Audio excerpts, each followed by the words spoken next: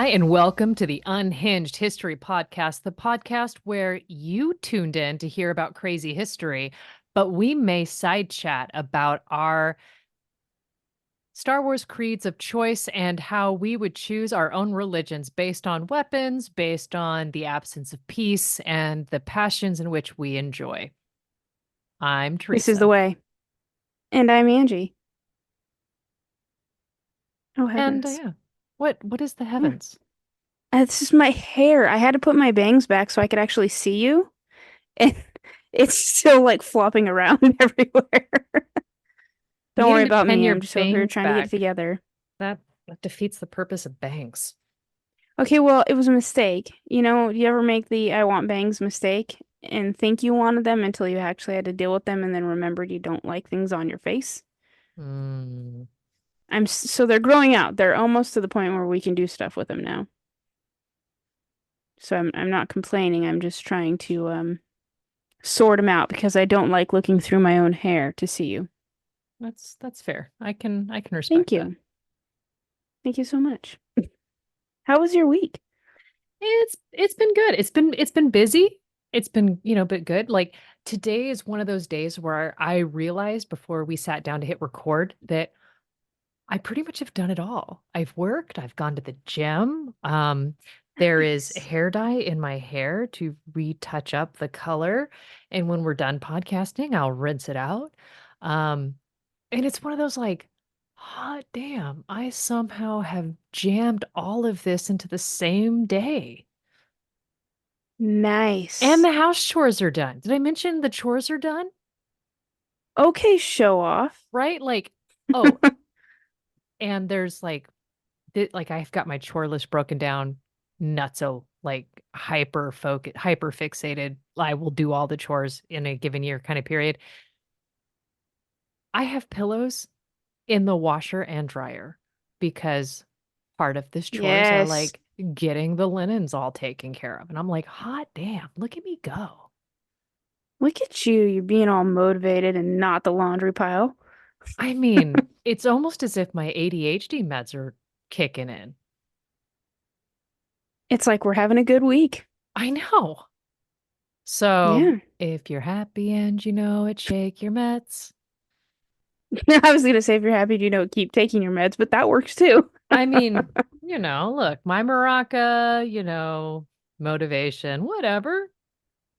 Live your life. No one else is gonna tell you how to do it, right? I mean, well, people are gonna try, but you Yeah, don't have to they're listen to them. that's very true. So how have you been? We've got two boys in basketball at the same time, so most of my days are spent recently driving in circles around the county. I'm not kidding when I say that. 4:30, 5:30, 6:30, 7:30 every night. All aboard for the 4:30 Angie shuttle. Please remember to Mm-hmm. keep your hands and feet inside the vehicle at all times. Ride And tip your operators Uber will driver. not be responsible for any lost items. And ride operator picks the music most of the time too. So I like that's that a for win. you. So at least you have that Thank going. you. Yeah, and my kids both have really good taste in music too. So like even if they are like screaming for something from the back seat, they're usually right. So it checks out across the board. As long as it's not, Mom, we need to hear it's raining tacos again. No, but there for a few years we listened to a lot of party rock anthem. Mm, A lot. That was the weest. That was his jam for until Old Town Road came out. And then we listened to that a lot. I I'm th- not proud, but I here we think are. our kids shared that musical era. They sure did. Yeah.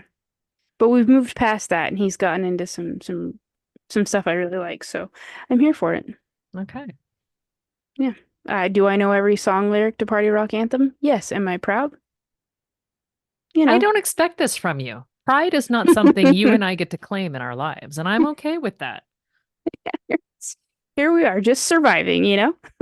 I mean, the only time I hear, anything referencing, my pride, it comes in the phrase of, I hope you're proud of yourself.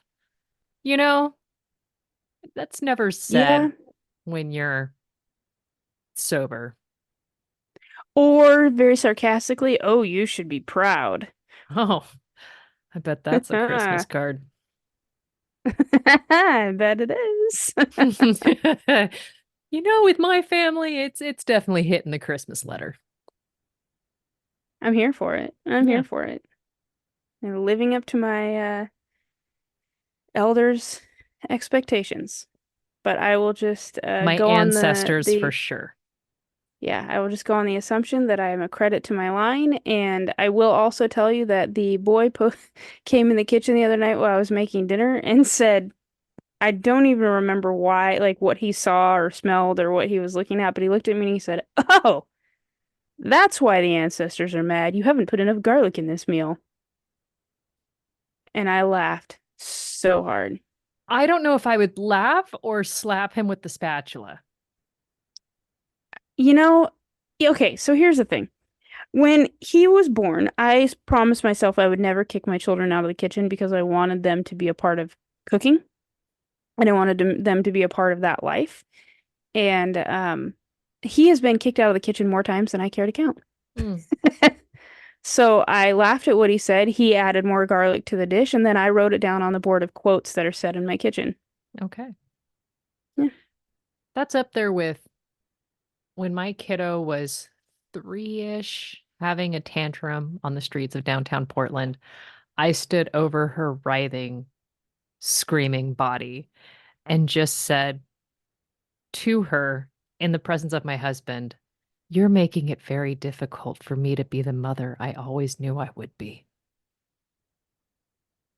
hmm And I've said similar things. yeah, Hubs like turned his back and like laughed so hard that he had to brace himself against the building. And hmm like kid just didn't realize what I had said, didn't care. She was beyond it. She needed what she needed. And that was a cheese stick. Yeah, yeah, and a nap and a hug. And also, I'm mad at you. Yeah. All of the things. hmm Yeah. I told Ethan once that he was acting a fool in the grocery store, and I said, "Son, if you don't stop right now, I'm going to turn into the mothers I always judge." And he knew exactly what I meant. And he proceeded to behave himself after that. I think he was rewarded at the end of the trip with a meat stick. Well done. Yeah. You know, I know I'm itching to tell you my story. I'm itching to hear your story. And I don't know who went first or last one. I Neither think you do went I. I think you went first last time. Last time was when you talked about the pyramids, right? I think so, yeah. Then yes, I went first last time. Okay. So I think it's my turn to go first then. I mean, that's typically what that means unless you want to fight about it. No, not with you. I'll fight someone else Okay. at another time. All right. I'd fight a bear for you, like a gummy bear. Oh, I was gonna put money on the bear.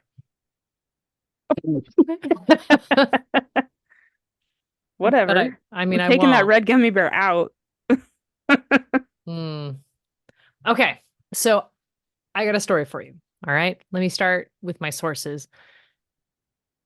Actually, let me start with who this story was suggested by someone I work with. They always wear Ralph Lauren. And when I made a comment noting that, this guy seems to be sponsored by Ralph, he told me this story and sent me on a wild rabbit chase. I am thrilled. Okay. So my sources, a documentary on YouTube by Complex, Horsepower, Hip Hop's Impact on Polo Ralph Lauren, an interview on YouTube by Gwen Films, original Low Life Talk, Polo, and more DJ Self, Ralph Lauren bio on Ralph Lauren's website, thefader.com, The Real and Raucous Story of the Low Life Crew by Kimmett High, Fashion Style Detroit, another lesson in Black history. Who was the first Black male model to sign an exclusive contract with Ralph Lauren? And an article on Complex, Low End Theory: The Secret Life of the Low Life Crew by Angel Diaz. I'm so excited. You are not going to see these twists and turns. They were fascinating to me, and it took me a minute to figure out how I would tell the story. Um, October 14th, 1939, Ralph Lipschitz is born in the Bronx, New York, to Jewish immigrants. Pretty much on the eve of World War II, Ralph Lauren's family moved to the Bronx. And according to the bio on Lauren on aviator.com, the father of the family decided to change his surname so he doesn't stand out among the locals. And so the Lipschitz become the Laurens. Now, unlike other well-known founders of fashion brands like Londo Simonetti, young Ralph doesn't feel any attraction to art. He even chooses to go into a technical education in economics, and he studies it at a Baruch college. Now, he ends up not graduating from college because right Okay. as things are, right as he's gearing up to end his education, the Vietnam War begins, and all young people 18 to 28 get sent to go serve. And so he gets drafted into the army. Now, the hope is that about the time that, he goes in, that they're going to demobilize, right? They're hoping that the conflict winds down. He ends up really lucking out because by the time he finishes his training, North and South Vietnam declare a truce. And so he ends up getting out of the military, and he ends up marrying this girl named Rick Lobe. Yes, less than a year later, they get married, and Ralph Lauren changes his jobs and he gets a job at the Brooks Brothers store as a sales assistant. And it's about that time Okay. that he figures out he's got an eye for design. This was unknown to him, right? Like he is a sales assistant. And he starts That does making, math. yeah, exactly. So he starts putting together outfits for women on the side as kind of a side hustle. And it's about this time that he becomes obsessed with the classic American dream. And so he wants to make money however he can. And so, of course, he starts taking advantage of this talent of putting together outfits for women.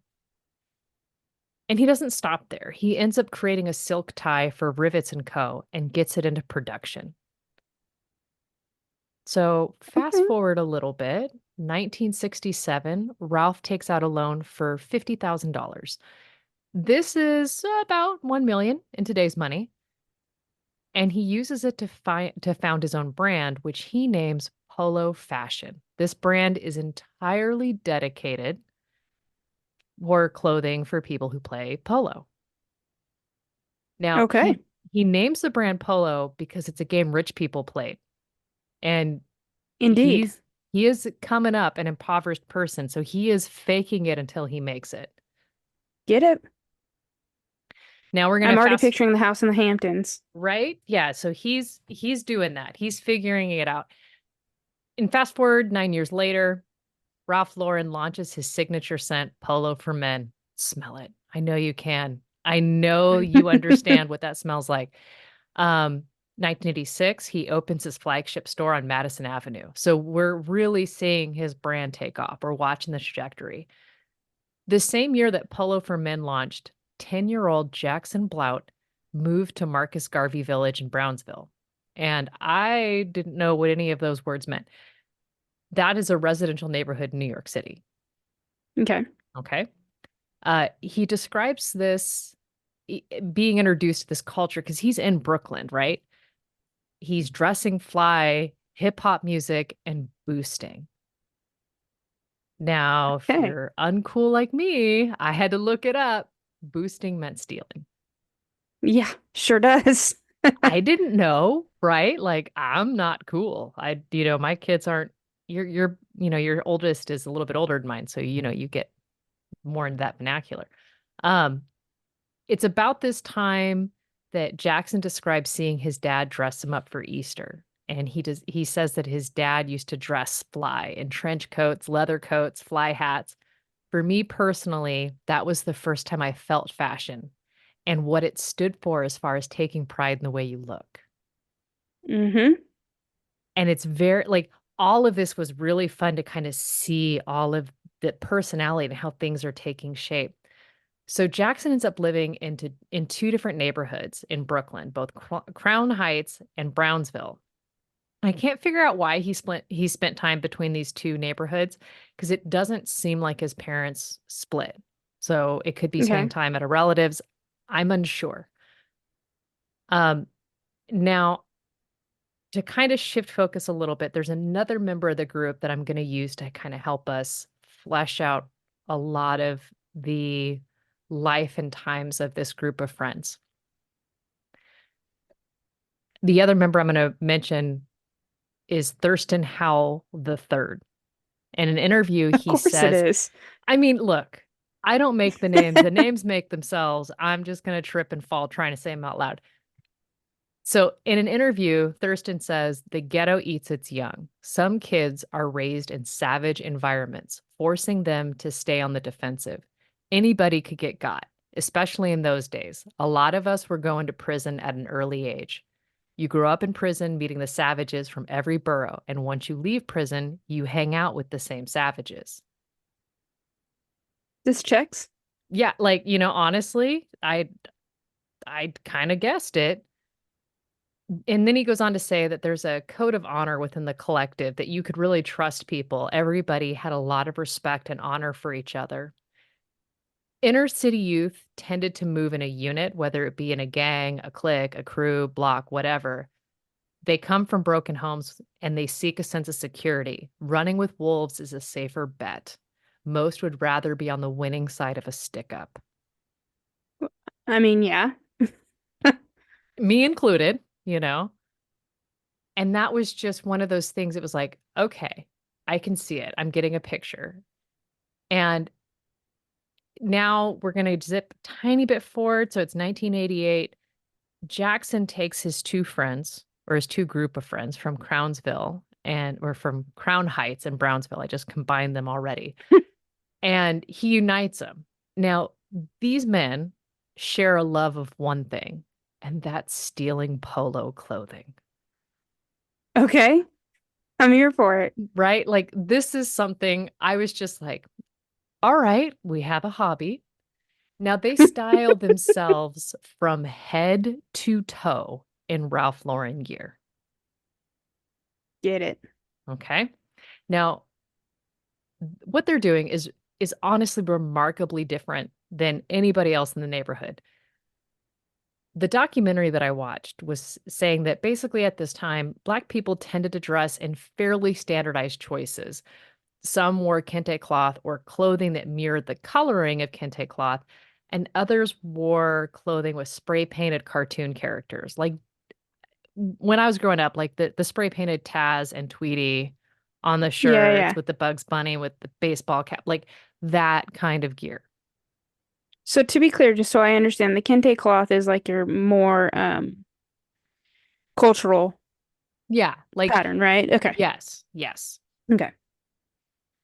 So just the fact that they're not wearing basically either of these two binary options, they're breaking conventions. And when I mean head to toe in polo, I mean head to toe, the socks, the undershirts, Mm-hmm. everything. Okay. And they're favoring Polo's bright and bold pieces. They love the clean design, the oversized jackets. Like they're the ones buying like the medium-sized bodies, buying the double XLs. Right, right. Okay. And Or now, like, boosting the double XLs. well, you're right. I stand corrected. Um, and so I read this and I kind of went, okay, I see how this influenced like what I remember from late 80s, early 90s fashion. Like, okay, it's all coming together. I'm Hmm. watching these things coalesce. Now, the Fader article says this was during New York City's rough and tumble years. The crack epidemic had devastated low income neighborhoods. Homicide rates hit record highs. Ed Cox's tough minded 12-year run as mayor is just about up. To be ruthless was the only way to live, especially if you were poor and Black. For kids like Jackson, boosting the latest designer garments were used as an escape from the daily struggle. it wasn't just a way of grasping for flash, for financial prosperity, for a seemingly unreachable lifestyle. It was a way to cope. It was a way to survive. And this really, to me, paralleled like Ralph Lauren looking and trying to get the ultimate American dream, trying to Hmm. come up from his impoverished lifestyle. It's just that you have these kids coming from a different marginalized community, and they're looking to a lifestyle brand as a way Hmm. to come up. Now, Polo has lines of clothing for different high-end activities, and this was something I didn't necessarily realize, right? They have a different line of clothing for skiing, for hunting, for kayaking. I just thought of it as Polo. That's it. Oh no, one of my favorite dresses is a polo. But did you realize, like, did you go, oh no, that's from their skiing line, that's from their golfing line, that's from Oh, like no, not in that way. No, yeah, but I knew that they had multiple genres, for lack of a better word. fair. Now, Jackson in an interview says, as a youngster coming up in the ghetto, my mom never took me camping or on exciting trips. I was pretty much limited to the hood to keep it 100. And I'm like, okay, this checks. Like I spent a fair amount of time in the woods, but I think I had a very, very different lifestyle. For these kids, seeing clothing that, pertain to different activities they didn't necessarily have access to inspired them and let them know that there was more to life than being in Brooklyn, than being stuck at what he says in an interview as living at its limited pace. It inspired us to go and pursue these things, to go yachting, to be on Fifth Avenue, to be part of the rich and the elite. And that like blew my brain in a way that I didn't realize I hadn't thought about before, that these kids in the ghetto, using their own language, would stop and go, "Yeah, I bet I could be on a super yacht. I bet I'd enjoy that." Like, yeah, I remember like being, in a small house with a cornfield behind me, thinking about, Mhm. I wonder what they're doing on the yacht right now. Like Think I about it real all the time. right? Hmm. What are we doing in Monte Carlo today? Mm, you say Sipping that, mimosas. and all I think about is Doris Payne stealing. That's that's true. What is Doris Payne doing in Monte Carlo today? I love Doris Payne. I love Doris Payne. Um, but anyhow, that's not why we're here. We're talking about the Little Life crew. Now, Oh, honey, you know Doris Payne would hang out with them in a heartbeat. maybe, I maybe think she would. I feel like they come from very different worlds, right? Doris They Payne, do come from very different worlds, but they're doing the same thing. they're doing the same thing, but with very different modus operandi. Remember, Doris Payne's goal was to act so proper they didn't recognize her skin color. Which, I mean, she excelled at. She did. Meanwhile, these guys are literally going in with modified bags stuffed with aluminum foil on the inside and duct tape so that they don't set off the sensor alarms, and stealing thousands of dollars of merch in a single snag. That's genius. It is. And it was because of their antics that I was taught how they did the things they did when I had to work retail in college. Mm-hmm. Weird, huh? I How know. it all So comes full circle. it's just nuts to see like how everything coalesces. So the group would take pieces when they would go boosting. They would take the pieces they didn't want or the extra sizes that they had, and they'd go sell them on the street. And so suddenly you have entire neighborhoods wearing Ralph Lauren polo. I wouldn't even be mad if I was him. Best marketing scheme ever. I mean, it's kind of funny that you would say that because as the brand is taking off, Ralph Lauren really does start to take notice. Polo starts auditing their shrink reports to see which pieces are not getting stolen because they realize people don't steal what they don't like. True. And so by auditing which pieces don't get boosted, now they're able to refine the pieces that they need to double down on production. And you're just like, Genius. what? Mm-hmm. Now, it's also during this time that Jackson's dad figures out what he's up to, but he seemingly turns a blind eye to it. Okay. So apparently mom was not too thrilled and she had some thoughts and feelings. But I was just like, okay, so it's all very fascinating hearing the nuance and how things like are happening behind the scenes. Now it's 1993. Tyson Beckford gets picked by Ralph Lauren in an exclusive Mm. contract as the front model for the Polo companies or for the company's Polo sport fragrance and fashion line. Can I just tell you? Can I just tell you? He was my first supermodel crush, and I saw him once in real life, and everyone in the room just went silent for me while I looked at him. I'm not proud, but there you have it. Now, when he walked in the room, she'd be like, everybody silent. This is my time. This is my time. I'm going No, to gratuitously no. stare at this beautiful man. When he walked into the room, so we were in a theater, and he was 75 feet away, 50 feet away, right between I'd say about 50 feet. And everybody else was talking to me and I just wasn't listening. And then they all realized I wasn't listening because I'm looking at this statuesque Greek god. They all just had a moment of silence knowing they're never going to look like that. Truth. Much love to you guys. Mm. Love you all. Anyhow, so Yeah. Tyson Beckford, 93. In the documentary, they describe Tyson Beckford as the safe choice for polo. Okay. So it's also during this time that Tommy Hilfiger, he's courting hip hop artists. There's pictures of the documentary next to TLC, and they're all decked out in Hilfiger gear. And for Ralph Lauren, it would have been easy to imagine him going after, say, Bone Thugs and Harmony.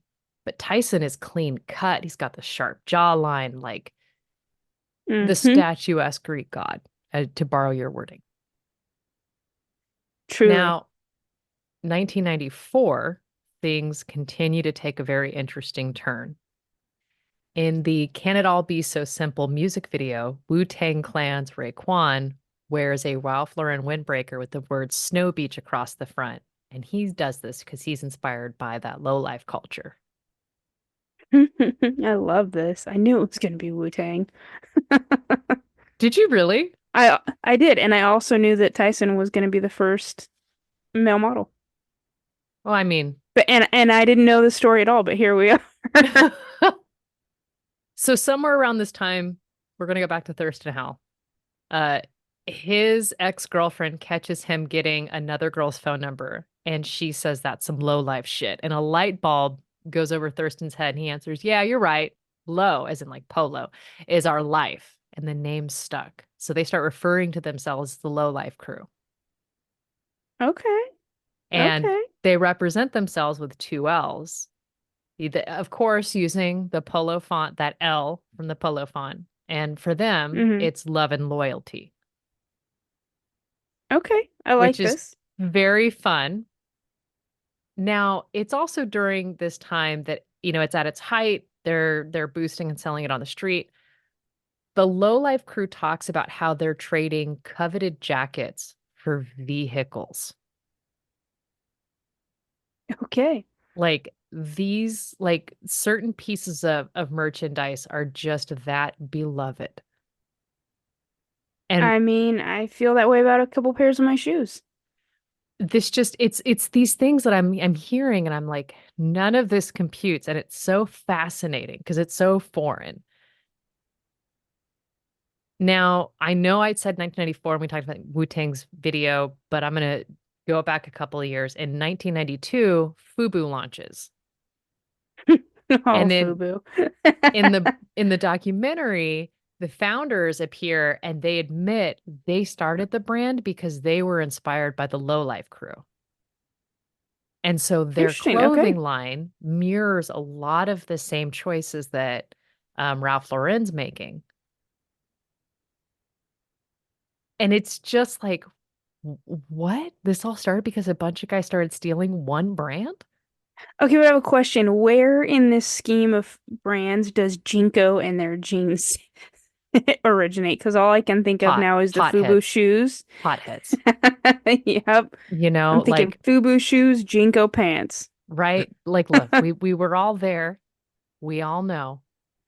We all Um, probably still have a pair somewhere. ugh, I miss my Jinkos. Anyhow, but it's really just fascinating to see like how one thing kicks off another and how these chain of events. And it was interestingly, as I was thinking about this, I was trying to think of like how while they stole thousands from Ralph Lauren, they ended up making him millions Yeah, because, that's why it's not mad. right, like he ends up like getting in front of like an entire demographic that didn't wear any of his clothing before, and now they're styling it completely different. In the documentary, one of the women on there says that Ralph Lauren was bread. It was good bread, but it was just bread. And what they did is they took it and they made it into a sandwich just because of how they styled it. It looked completely different. And I'll show you pictures in a little bit to kind of double back on that. But before, like, because it's easy to look at this group of people and to think of them as just thugs or hoodlums or thieves or whatever. But what's interesting is because they were able to make a business, whether or not it was based legitimately, they were able to kind of change the trajectory of their lives. So for Jackson Blount, the one that I've been kind of using as the forefront of this whole thing, in 2001, he graduates from the School of Visual Arts and he has designed professionally since. He does both corporate and freelance work in his design career. Like Nice. he's designed for Ralph Lauren. Could you imagine? Oh, I bet that was a dream come true. In Yeah. 2016, he publishes a book and it's titled Low Life, an American Classic. Okay. I'm here for it. He's done philanthropic efforts, he does public speaking, he feeds the homeless, he does coat drives. And I'm just like, whoa, like it's just amazing to see they went from really looking at this idealized lifestyle to now like moving into it, right? Now, it's because of the low life crew that there is now a resale market for these vintage polo pieces. And some of the most popular pieces that were, really brought to the forefront of the consciousness by this group, they end up getting like recreated and re-released by Polo That's because they awesome. just won't die. Like they're still like, We can't kill this. right. Brands like Supreme reach out to vintage polo collectors to recreate pieces very similar for their own brand, Interesting. Okay, yeah, that makes sense. right? Now, the Low Life crew still regularly host meetups for its enthusiasts, and this has a incredibly surprising international audience with people coming as far as Germany to these meetups where they have challenges like where they show off the layers of clothing where you have multiple um polo shirts and multiple undershirts and you got the layers of socks and you've got the polo shoes. I mean everything. Like and if you show up in a pair of Timberlands but everything else is polo, you're disqualified. You're not head to Well, toe in yeah, polo. You you're not doing it right. right, And I you love me missed, some Timberlands. right? Like you missed a step. Now, the complex article pretty much says it best with the crew, with its mantra of love and loyalty, helped individuals remain a unit despite their chaotic environment and kept them focused on upward mobility. Ralph Lauren clothing represented that life. Get it. I hope they're And all chilling on a yacht somewhere. I when I saw them in an interview, like so this is them as kids. Oh my gosh, they're adorable. So I'm I love the showing, ski goggles. I'm yep, sorry, I would love to describe this to you, but I'm just enjoying it. it's a picture of a group of boys and At least they six of them. me see, three. I'm assuming that's another back. So six, eight. 8 of them in a single photo, and they all are bedecked in polo gear. They all are completely different dressed. Like there's not a single one duplicating another piece of clothing of the others. And I they're just happy kids. I And I don't love care if they're Homie in the 20. back with the fur-lined coat. The Right. love it. He's got the big hood with all the Hmm. Oh, I love it. How fun. Now, I Yeah, wanted they're probably late teens. Yeah. late teens, yeah. But they're just having a good time and they're just being kids. I Now, love this. this is also an ad from the same era, but this is just to contrast how us whites were wearing it. And it's just a man carrying a kayak over his head with a sweater and a bandana around the top of his head. Like, I'm gonna need to know what he looks like today. I Think mean, he looks the same? I'm willing to bet at this point his hair is short, mostly gray, likely pot Yep. belly. Oh, this so the sweater he's got on has got like the Native American like It's got some Pendleton uh, wool vibes. yeah, it really does. And in the signature red, white, and blue Hmm. coloring. Yep. And then just for you, got Thank you. you a picture And of you didn't Tyson even Beckford. know. I didn't. Um, but even if you look at Tyson Beckford in his red USAA or USA hoodie and polo brown fleece over the top of it, like that is still a very different style than how the Low Life crew was That's wearing it. that's middle class American dad that he's currently wearing. Yep. Yeah, on his way to a soccer Yeah. game. Yep. One He's got sock the wife's maybe pulled macchiato in his hand. over the sweatpants because he just had to get the kids in the minivan. Yep. Hmm. Oh, I love it. But that is the story of the Low Life crew. That story makes me so happy. Get it, fellas. I'm proud of them. And Living now, the dream like, and all that. they're seemingly well adjusted and made a better way for themselves. And it's really just exciting to see the story of a come up. Mm-hmm. That goes about it that ends in the right way, Yeah. right? Like, It starts yeah. telling the story was like, I wrestled with it because it's like, how do you tell the story of somebody doing an activity that you don't agree with, but it inspires so much good and positivity and creativity and like, Makes it hard to disagree with at that point. I mean, yeah. they're not wrong. It's like, I disagree with your method, but I love how it turned out. Love the artwork. Yeah. Well done. Yeah.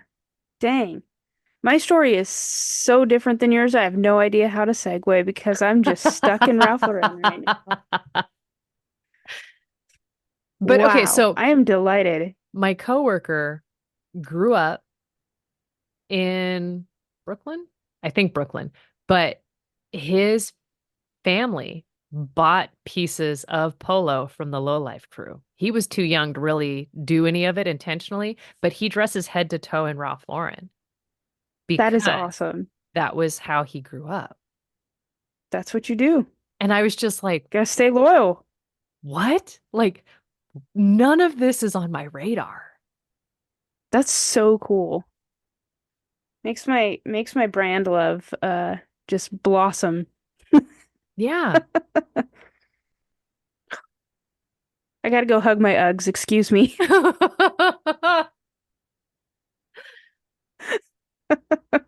Have you hugged a shoe today? Okay. When the boy was a baby, he went through, I would say, a 3 to 6 month time period where he insisted, and we have no idea why, he insisted that he slept with at least one of Ian's shoes. We don't have an answer, but he wouldn't go to sleep without Dad's shoe. On your kid's wedding day, give a speech. Give the Oh, bride I a plan shoe. to. I plan to. I have some things to share. And your dad has worn this shoe faithfully for 30 years so that you would be able to get it now. It goes to your spouse. Whenever he's acting a fool, can't get to sleep, Just the shoe. put the shoe under his pillow. And the best part about it is that was okay. So he's gonna be 16 at the end of March. So he was probably two, I'd say 18 months, 2 years old, when he did that. And my husband still wears the exact same shoes. We've bought a bazillion pairs of the same shoes since then. Okay. Yeah. This is So working out it'll be nicely. there. Yeah, it'll be there. Oh man, I'm so delighted by it. We're having a story time today that is not going to end in anybody needing therapy. I feel like we need a sticker. You you didn't require therapy today. Congrats. Yeah. This podcast didn't trigger you. Winning. Do we get the sticker each time we do it, or I'm not going to get the sticker often. Like, I mean, I'm going to technically I trigger. wouldn't get the sticker often because you trigger me. I don't know. Listening to the podcast where there was one, what was it, where I'm like, I don't like this. Angie, I don't like this. And Oh, you kept going. And I was like, I don't like this. Like everything, yeah, that was your comeuppance for making me listen to Terere. It's always him, always. which is why you retold Alexander the Great. That was the one. No, no, it wasn't Well, Alexander the Great that I actually, said that. I chose to retell Alexander the Great because we had just, like, the week before that story, learned new information. Like, we had just found So I one was a of his victim tombs or of something like that. circumstance, is what it was. Yes, Okay. twice. All right. Well, what is your story? Okay. Um, I'm just gonna start with my sources. History.com. Meet Stagecoach Mary, the daring black pioneer who Yes. protected Wild West stagecoaches. Yes. So, do you have any insight into her life? I am this close to buying a shirt with a quote that she says. Oh, okay. What's the quote? One sec, let me pull it up because I want to get it right because it is such a baller quote. But I think I did get her confused with a different person. Oh, okay. I'm Either But way, I'm delighted to tell you this story. So, continue your sources. my other source is the Postal Museum that is part of the Smithsonian. It's an article by Shelby Amspatcher. Hopefully, I said that right because I've never quite seen a name like that. The National Park Services. Woot, that's two in a row for me. Dang, girl. I know, Simmer right? down now. They're gonna need to give you a green shirt. Cool it. I just want one of their water bottles, that's all. Mm. Um, no, an article from a website called Notes from the Frontier that is put together by this author called Deborah Hufford. She does a lot of background researches into her works, be them fiction or nonfiction. So this website is kind of dedicated to that, to her storytelling. And then 10 fascinating facts about Stagecoach Mary, motherly Wild West pioneer, oldwest.org. This article is by Karen Harris. However, in telling my story, it seems unfair to start it any other way than with this great quote from the Smithsonian. Standing 6 feet tall and powerful, many bandits learned to stay clear of Stagecoach Mary in the American Old West. Stagecoach Mary Fields carried a gun, smoked, drank, and had a wicked temper. Mary was the first African American woman to carry mail on a star route for the United States Post Office Department. I love her. Um, and that's what sold me. I was like, yep, I need to know more about this woman right now. Now, she was born between 1832 and 1833, so unfortunately, we do discuss a bit of slavery, but not, it's just very brief. You know, that's that's the unfortunate history, right? And I think we need to Truly. focus in and like not gloss over it, be like, look, we can change the stars. We can really And change she this did. systemic racism that puts people in places they ought not to be. Yes, and I genuinely think that her start being this way l- led to the type of person that she was going to be in her life, and she was steadfast and loyal, and I'm here for it. And it makes me think that her childhood wasn't the horrific things that we've heard. It makes me almost think that some people actually were genuine and good to her at some point in her young life, because her adult life, she is a genuine, magnificent human being. So I think she saw some of that somewhere, and I'm not sure where, because unfortunately, because she was born into slavery, we don't have early life Right. information, right? And that's aside from the fact that no one should get to procure another person. It's truly unfortunate that we don't have a lot of firsthand accounts of their life, because these are amazing people. And because history is the way that it is and written the way that it is, we don't get to hear a lot of their stories. But hers, we know a good amount later in life. So I'm very excited to share it. So she, like I said, born in 18 between 1832 and 1833. Her exact date of birth is unknown, along with almost everything else about her early childhood.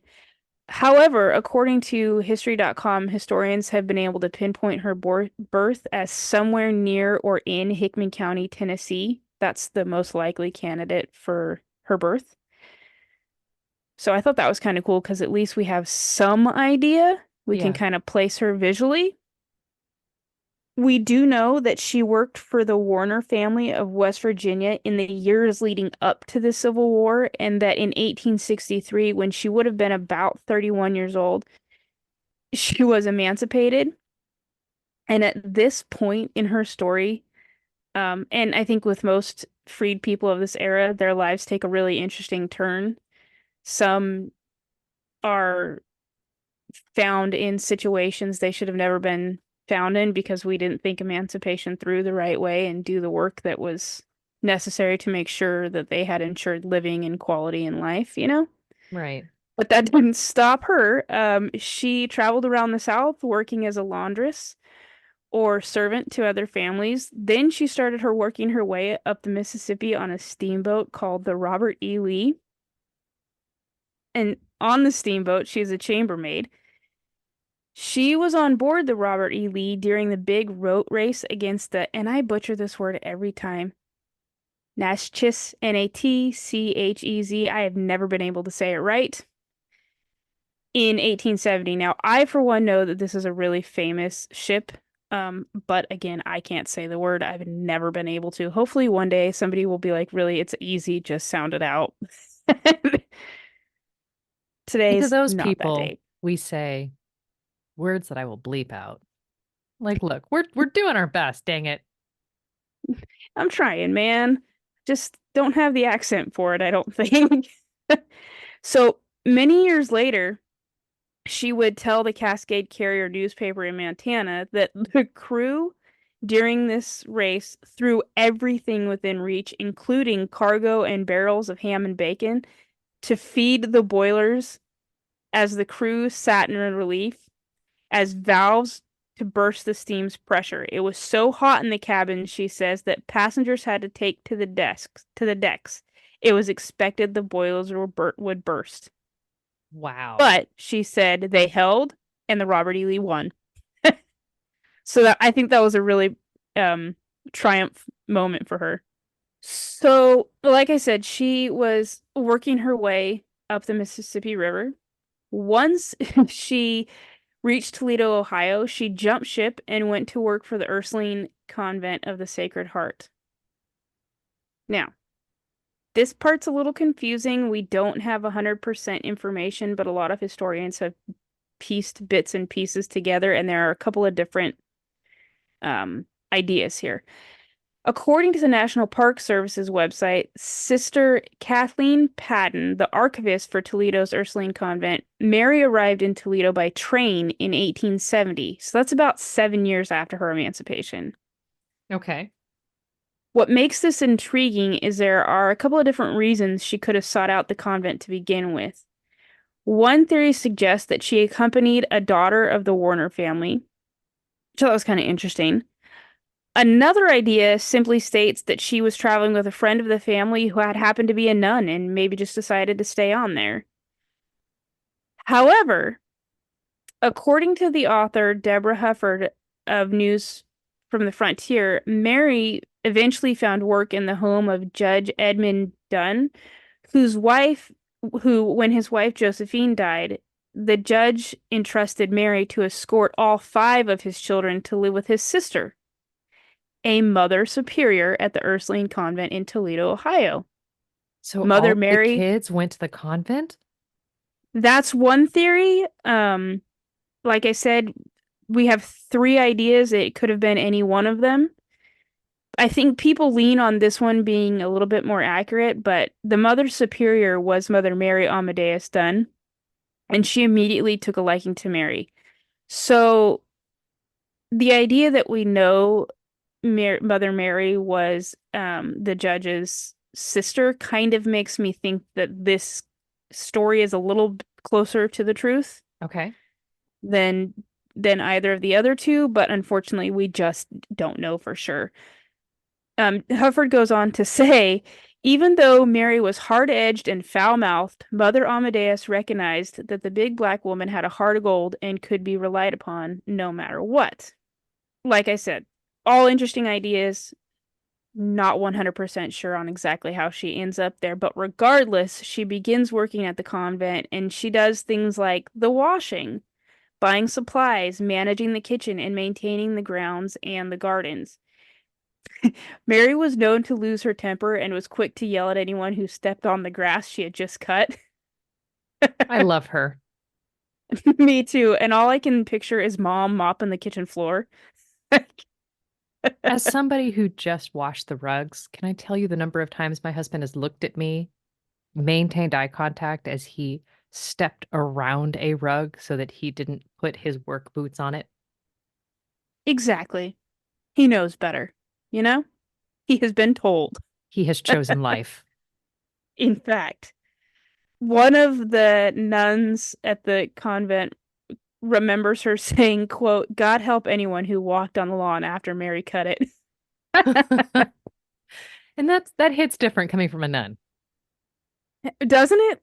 Yeah. Mary liked cigars and a good stiff drink and was not opposed to a good gunfight.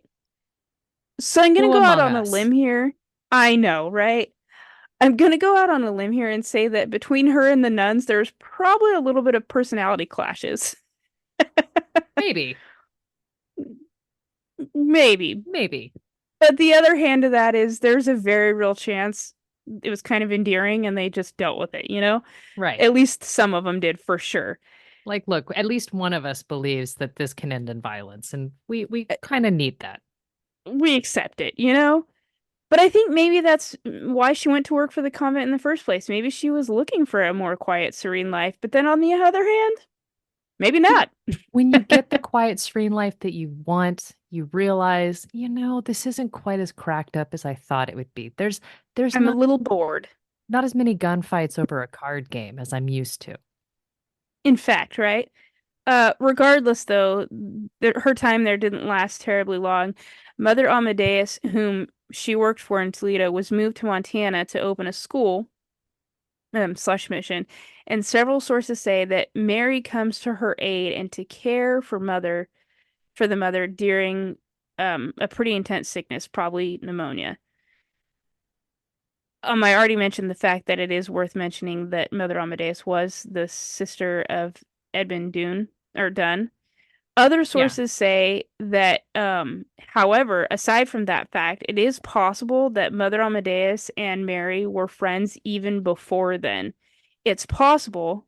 Other sources say it's possible that their friendship went back long before the war and that Mother Amadeus was friends or even related as well to the Warren family with whom Mary served right before emancipation. Which, I mean, might explain why Mr. Dunn was cool with sending his children with her to Mother Amadeus because there was already a known relationship. Mm. But we're not entirely sure. But we do know that Mother Amadeus truly believed in Mary and had deep affection for her. Mary came to her aid and stayed with her. Um, she didn't leave Montana, so there was definitely some friendship there. The National Parks Service says, quote, when Mary arrived in Montana in 1885, there were about 150 people living at the mission, including American Indian and white students as well as the staff. By cultivating a large garden and hunting game, Mary worked to ensure all the staff and students were fed. She also coordinated the delivery of supplies to the isolated mission. She lived on the property but refused to be paid for her work. Mary did not document why she refused wages. Perhaps it was out of altruism. Whatever the reason, it gave her a new freedom. She could come and go as she pleased and accept other employment opportunities as well. So I'm here for it. Live your life, Mary. On your terms. If Like you it, choose to do work for free, do it. get your best self, you know? Like I said, she stayed with the mother after she recovered, excuse me, and she is remembered as doing mostly men's work, such as repairing the buildings. She was also so good at carpentry that she was promoted to foreman, which I think is just fantastic. This woman is 200 pounds, 6 feet tall, and leading the men in the carpentry. Get it, mama. I am here for Mm. this. Mary, however, did have a complicated relationship with the leadership at the mission. She didn't really adhere to the gender norms of the time. She would dress in male clothing, Shocker. and I know, right? And took on physically laborious jobs, usually done by the men. So wait a So minute. about a They wanted year, her to be foreman. They wanted her to lead in carpentry, but they wanted her to do it in a dress. yeah, and I think it's interesting because while she did wear men's clothing, I genuinely think that it was done while working in those types of positions because there are plenty of images of her in a dress. So I think it was just, I don't think she did it for the sake of being non-conformist. You know what I mean? Right. But regardless, a year after her arrival, rumors spread to the nearby town of Cascade that she had engaged in a duel. The local bishop responsible for the mission banned her from the mission at St. Peter's. Both Mary and the nuns were upset by the news. And records indicate that while the nuns and Mary didn't always agree with each other, they truly did rely on each other. The U.S. Postal Service has this quote to say about this incident. Quote, this was due in part to her crass behavior, unruly temper, and penchant for drinking and smoking in saloons with men. How dare her? The final straw appears to involve an argument in which Mary and another mission janitor, a male, got into a fight and were agitated to the point that both drew guns. While neither ever fired the gun, this incident was enough to make the bishop of the area demand for the nuns to relieve her duties. Um, Also at one point she got into a fist fight with a local cowhand. So You think these men would just quit trying her. they probably stepped on her lawn. That's all I'm saying. Rude.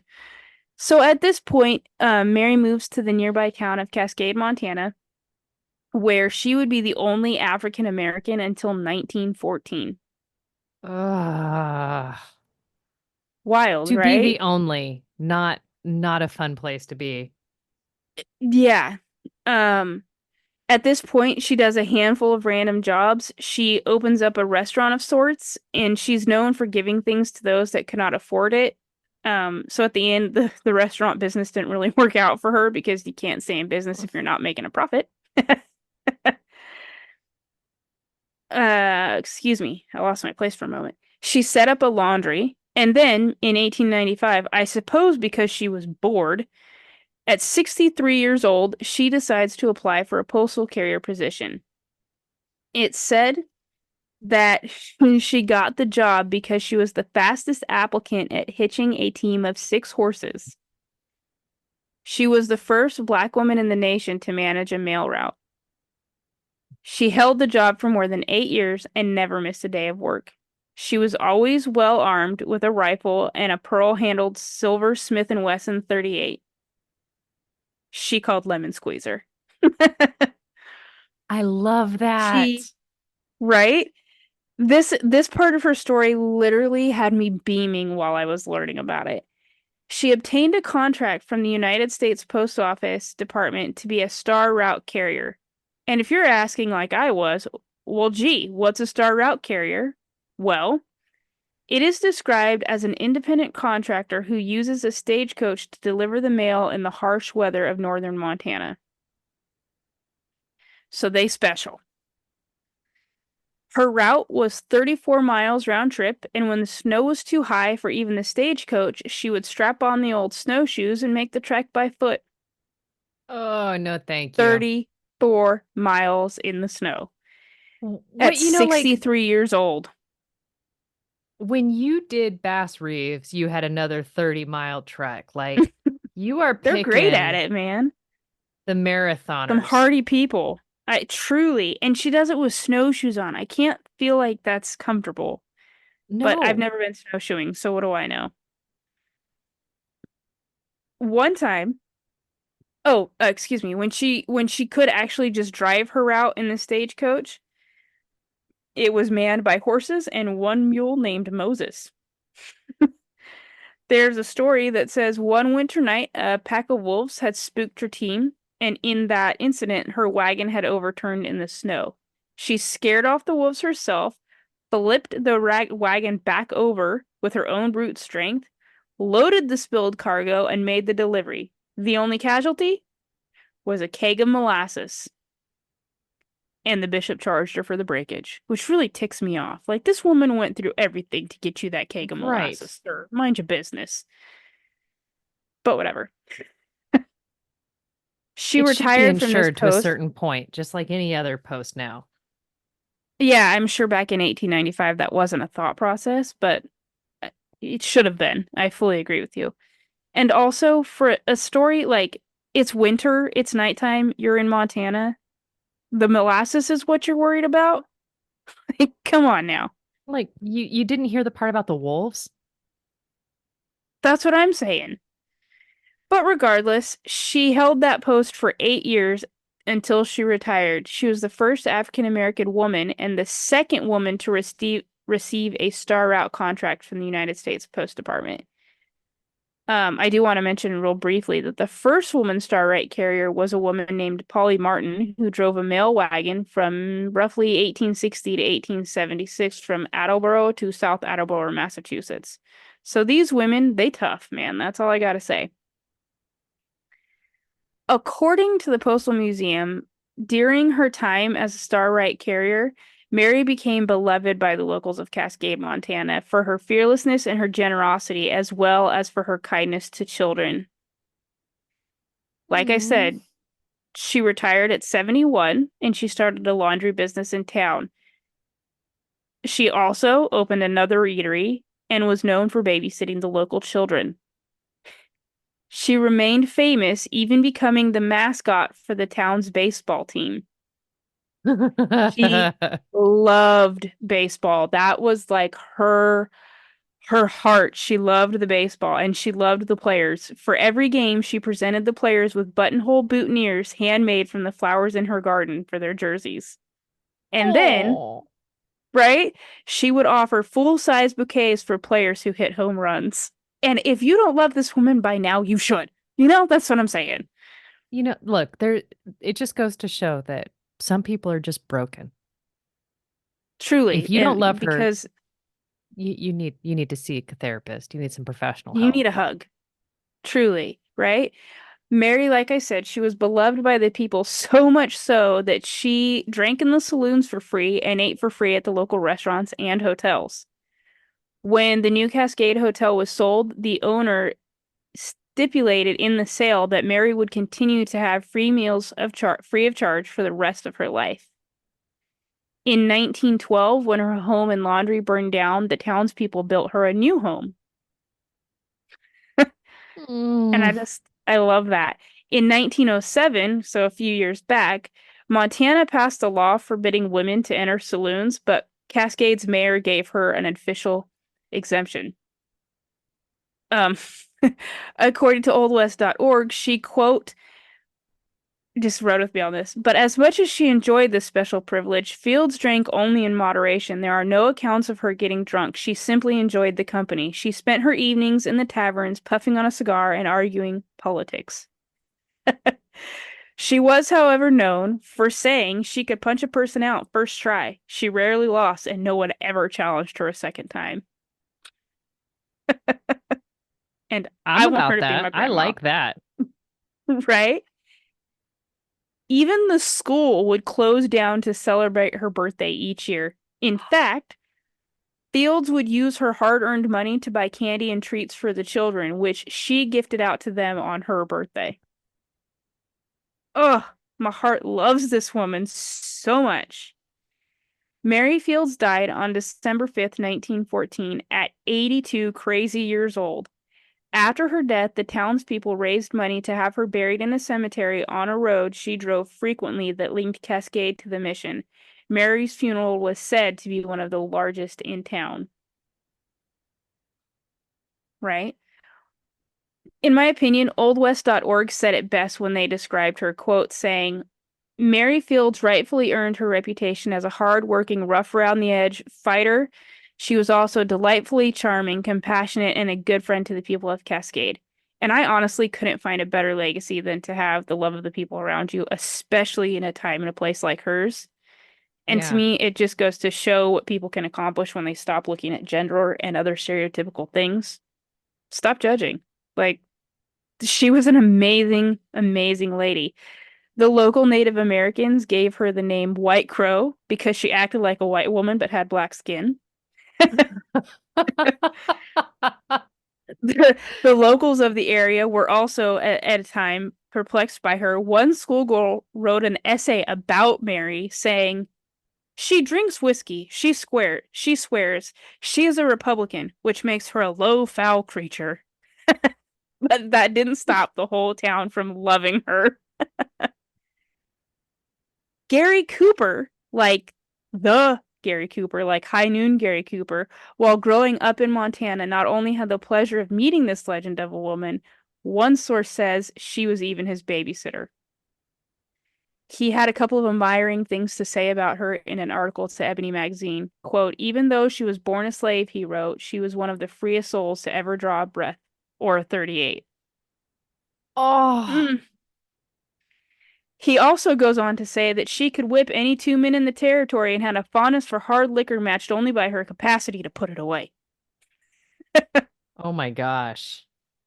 Right? Yeah, I mean, she's just an absolute legend. And I have a few pictures. Go They're on. because I'm so in love with this woman. It's ridiculous. Here we go. So here's the There will first one so you not can be a get kind of a, story you share that you say that I'm I'm not in not love with absolutely, them. that's true. It's true because I Okay, have a so lot of she's love and showing people me a picture of a stout black woman holding a 6 feet tall, rifle. 200 pounds. I mean, she's got either black or brown the color, the picture's in sepia, right? So there's not a lot of Yeah. change in color. And she's got a border collie laying at her feet. Um, Mm-hmm. but she's just kind of looking askance. But everything about that says she is not going to take any lip. Think she's the definition of fuck around and find out. Yep. Yep. I love this picture so much. This is her baseball team. So there she is standing on the far right. Oh, Um, is that not just the cutest? There's it, two, four, six, eight, probably 12 guys in this photo and her. And you can tell the picture is poor quality because of its age, but you can tell how happy she is to be there with them. y- and what's And it just, exciting is that all of these white dudes are thrilled that, like they're just thrilled. Like it's not like they're yeah. upset that she's in the photo. Like she is part of them. Like she's part of their Hmm. identity. Truly, like you can tell that there is a lot of enjoyment in this picture, and it literally brought a tear to my eye when I saw it last night. I had to include it. And then this, I think she was just this really stately character. Here she is sitting on, I think that's a till, right? I'm not positive That's what what it sort of looks wagon like. this Yeah. is. Yeah, I'm gonna It does guess, look like a farming wagon for sure. for sure, yeah. I also just noticed in the back there's some sort of drawing or portrait back there. Do you see that? I do. I don't What do you know suppose that is? much about who that is or anything, but probably a white person. Just, I don't know. But It, yeah, she's it's just in front of interesting an that it's there. old-timey house on An on some old-timey kind. wagon Yeah. with her clearly bright white cleaned gown because that those skirts are starch white and beautiful. Yeah, I that's can't my last imagine it's picture, easy to and keep that clean. So well done. I yeah, especially on a top of a farm wagon, I would think it would be even harder, right? Right? So that's my Honestly, delightful story thank you. of Because I'd heard about her in another podcast that I subscribed to, but obviously I didn't retain a ton, right? So it was stoked to kind of hear it again. that was another story brought to you by the man whom I The said man. Bass Reeves needs a counterpart. And I would like a lady. There's got to be a great American lady story for me to share. And he was like, "Give me 10 minutes." And he found this Smithsonian article and it just had me from the get that first line. I needed to know about this woman. And the fact that it ended with her loving baseball so much that she became the team's mascot. It's like, oh, my heart. I just want to sit next to you and hear your story, ma'am. Such a sucker. If you're a sucker, Yeah. then I think we all are. I mean, if you're not a sucker for this woman, you're a dirty, rotten liar. So there's that. Or a heartless son of a. And a dirty, rotten liar. I mean, you don't have to look, you don't have to like everybody, right? I mean, obviously It's true. the bishop who kicked her out of the convent, he was not a fan. Oh, there was a story I didn't include because my notes were already really long, but there is a nearby priest came to visit and he said that she completely charmed him when she came in carrying a skunk. And she, I guess, was recounting the story of this skunk and her battle with the skunk to the Mother Superior, or whatever we call her, Supreme, the head lady, the head boss I think girl. Mother Superior. Um, Yeah, she's not a okay, yeah. she's not a an upgraded thing at Taco Bell where you just get some sour cream and extra cheese on it. Some guacamole. Yeah, so she's recounting this story and this priest is overhearing it, and she basically says, I got him. He's not gonna solve the problem anymore or cause a problem anymore, yada yada yada. And they ask her, well, how did you not get sprayed? And her response was simply, I mounted a full frontal assault. And I was like, yeah, you would. And I that stayed with the priest like the rest of his life, and he was just so charmed by her that he could not help but love her.